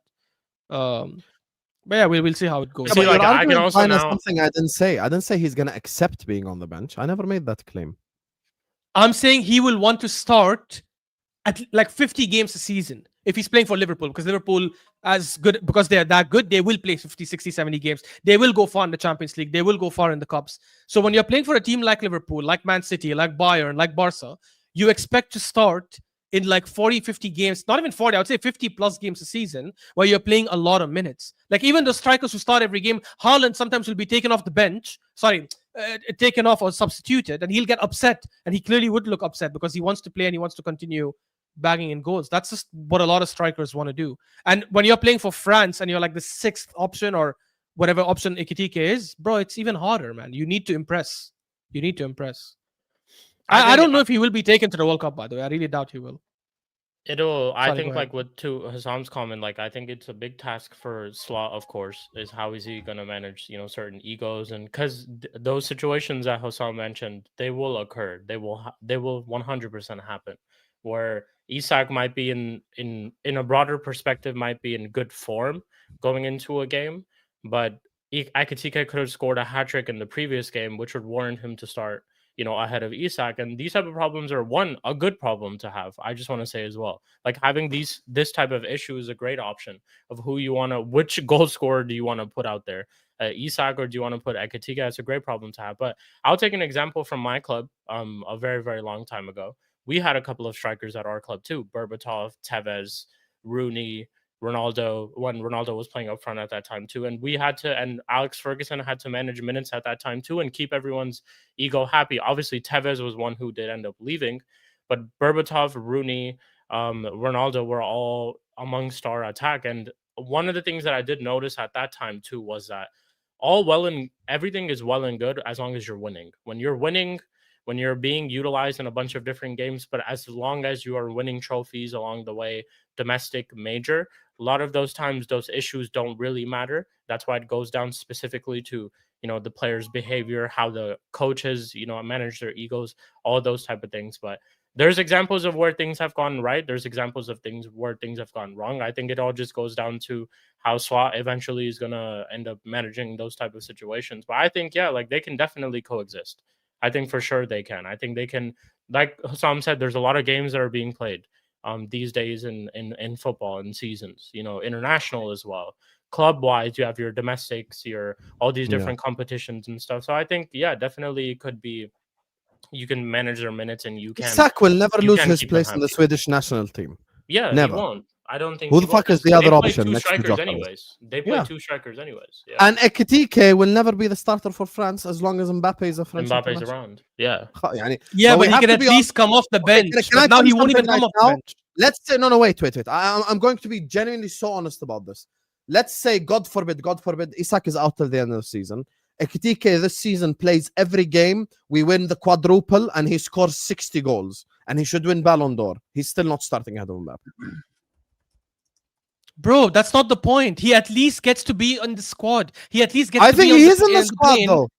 He is in the squad. Confirmed. He was in the last squad. I understand, but I'm saying when they go to the World Cup, they have Dembele, they have Doué, they have Barcola, they have what's his name, Mbappe. They have like options. It's all like, who he replaces. I'll tell you who he replaces. Ekitike is the Colomwani guy. Like Colomwani now will not go, and Ekitike. I don't think Colomwani is guaranteed either. Like, bro, you don't understand. These guys have a lot of options. I'm giving you an example from the previous World Cup. I'm saying the first striker off the bench. That's what I'm saying. I don't know, but for me, even if he does, like, that substitution that Deschamps always makes, like if they're down or blah blah blah, where he moves Mbappe to the left and brings on a striker up top, basically. That's I get you.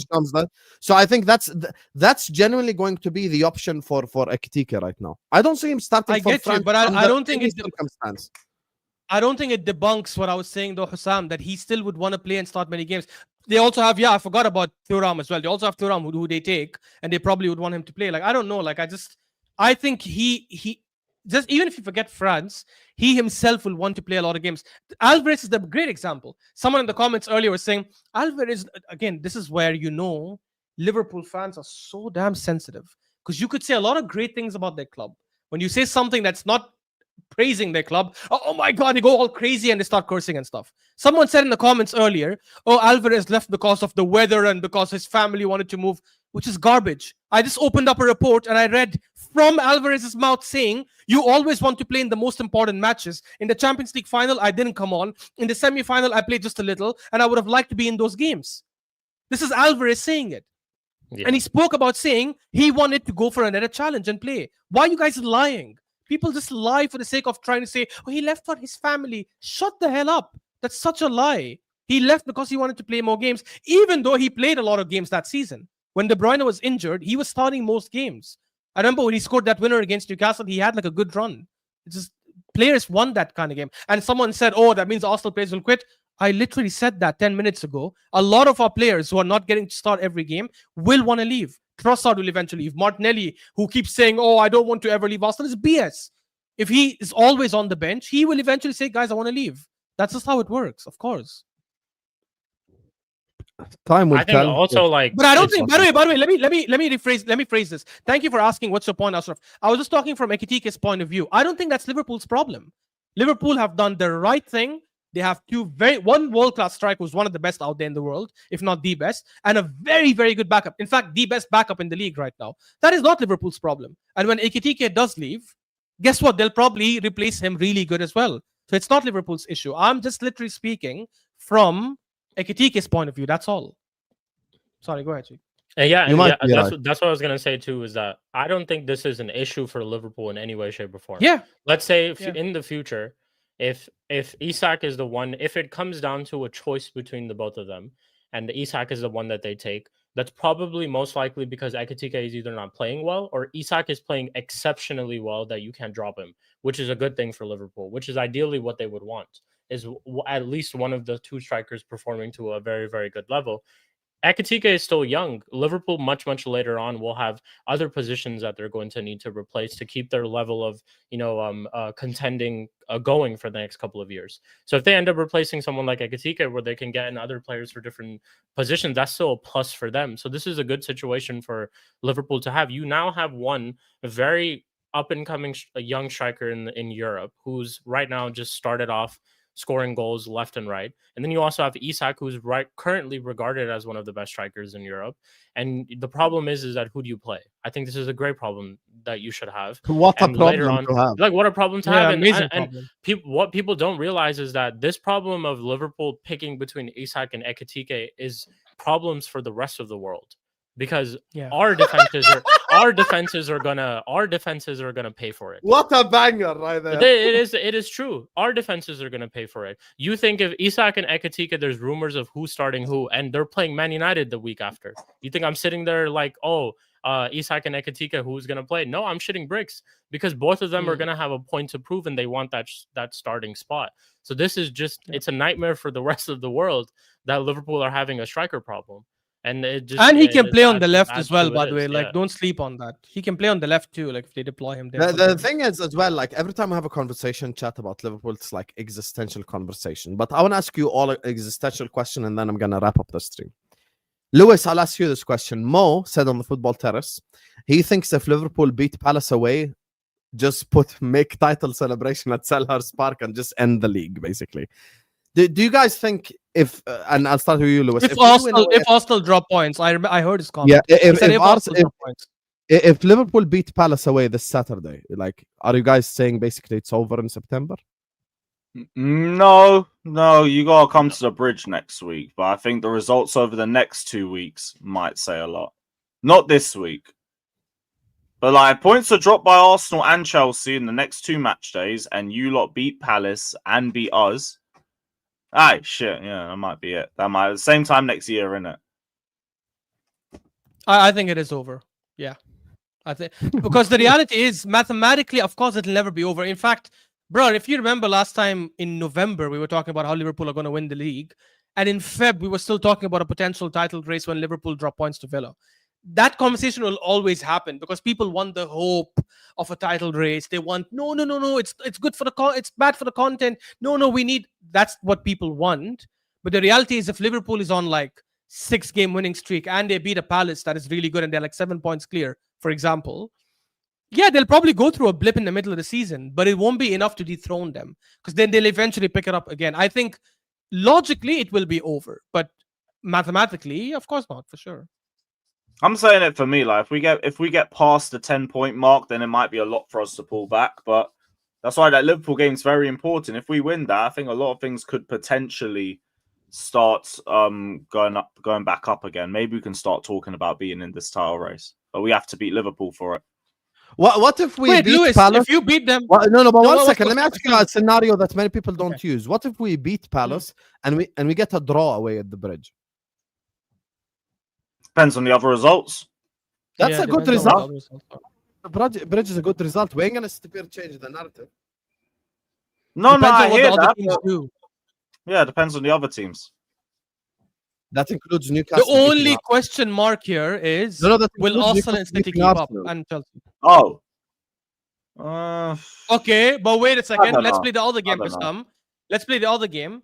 What if Man City win their remaining 6 games and then they play you at Etihad and they beat you? Which, Oh, by I the way, don't their think games are winnable. I don't think Their games City are very are out winnable. of it anyway. I never claimed City are out of it. I never Yeah. claimed Arsenal out of it. But that's why, to back Lewis's point, it depends on what the other results are. If we I drop hear you. points Too and early. City drop points, then Too it's early over. anyway. I hear you. Okay, let me grab these supers before we wrap up the stream. Big up to Jack who says XTK and 230k a week. I'm sure he's fine, lol. That's what Jack is saying. I mean, they really don't care about that. Stop, Jack. You're not an idiot. You know how players are. Lots of players are on 300. Rodrigo is probably an exception, but I don't even think Rodrigo left because didn't leave because of the money. I think he generally thought I'll play a lot more games on the left, which is not going to happen, obviously. We actually have a very good win record at Crystal Palace. انت ليش انت قبل كل مباراة يا عمر sorry guys انت قبل كل مباراة يا عمر تيجي بتعطيني معلومات زي هيك وبتبعص علينا المباراة. يا خلص don't mention these things. Why you have to bring this up? Why you have to bring When was up the last our time he good jinxed record? the game, though? Yeah, what you said. Yeah, Omar, I'm so tired of Omar. He's basically saying Omar is jinxing them because he's saying that we have a good record, that now they lose because of that. He always I brings get the this same thing. Get the same tired thing. of me. Why Xavi went to Spurs over Chelsea? Wanted to start. Yeah, exactly. There you go. And Kudus as well. By the way, which I will say is a mistake. If Xavi No, Simons went Xavi to was because we Chelsea, kept him waiting all window. yeah, fair Which enough. I But if respect Xavi it. Simons, I don't hold it against him, Yeah, but we had yeah. him waiting till the 29th of August. but I still think he made a mistake because I think if he waited, he would have been at Chelsea and he would be starting. Whether it's on the left, whether it's on the 10, but he would be starting most games because the other left wingers are not as good as him. Now, either way, I understand him pulling the trigger. We dragged it for too long and Yeah. put the money down for Garnacho first over him. Listen, not everyone will do an Eza. Stall the clubs and wait for his dream move. Mm-hmm. We stalled for Garnacho. So, yeah. when you put it that way, okay, fair. That sounds bad, bro. That sounds bad. Oh, trust. It's fucking horrible. And we saw this coming from June. Day 74. Palace strength is their defense. 73. Day 73 of 1,000 and what? 461. Day 73 of 1,461 of your world champions. Your world champs. Palace strength is their defense. Strength is their defense. They've conceded 2 goals in the league. Won't be easy, but I think our attack will win the game. I think that's very fair and objective, Ash. Yeah. But Yeah. trust me, like, listen, Palace away ain't easy. That's all I'm saying, brother. It just ain't easy. That's a difficult game right there. And like I said, if there is a gun to my head, I'll say Liverpool will win. But as things stand, draw is what I predict. You worried about centre backs with injury to Leone? Yes, of course I'm worried. But I do believe if he's out with an ACL, if we just get through this next 3-month period, I do think that we will go back in for Gahey in January. I think it's a must. What do at you this mean point. if? It was reported he's out for several months today. Someone reputed If what? posted, I forgot. No, I said That- if we get through this next 3-month period, we're gonna go get Gahey yeah, in yeah. January. Yeah. Yeah. But I out read a there. report from BBC that he's considering Madrid. Is that true or is it fake? That's just bullshit from Spanish sources. يعني Madrid are gonna consider all the center backs حبيبي Saliba وكوناتي وجاهي I heard وشادي no. I heard Saliba is off. I heard Saliba is off. You heard. Where is the contract? Exactly. Husam wait, he said himself he said he's gonna be signing it apparently. Konate But anyways, let's see. Husam recently said he might Fair. be the problem, is what Omar is saying. I'm gonna unmod you, Omar. Give me a Gehi on goal into my veins. You want to know something, Fonzie? Thank you for the super chat, but I just want to say this to you. I just know for a fact if the game ends 1-0 Liverpool and Gehi scores an own goal, Igal is gonna come out with the maddest fucking conspiracies. Yeah, he will. Like, like I'm being need to completely investigate. honest. Like it's Liverpool. just you gotta investigate Liverpool, man. You Like have to it's gonna investigate, be. like, yeah. Oh God, bro! It's just I'm so tired. I'm tired already. Big up to you guys. Anyway, subscribe to this channel, like the video. There is no hate watch because ain't nobody trying to sit up here and watch Port Vale or Doncaster or any of these guys. We have hit 350 likes. Thank you guys so much. Do continue to like the video on your way out. Do subscribe to the channel. All my brothers' links is in the description. Sheik TV in the description. Go give Sheik a subscribe. Absolutely legendary. Coming on within 9 minutes to go. Lewis as well. Go give him a subscribe. Saliba, Saka, and Eza all start, by the way. Bro, what the fuck is Arteta on, bro? Bro, what the fuck is this guy? Say where's the lineup? Mikel Arteta, man.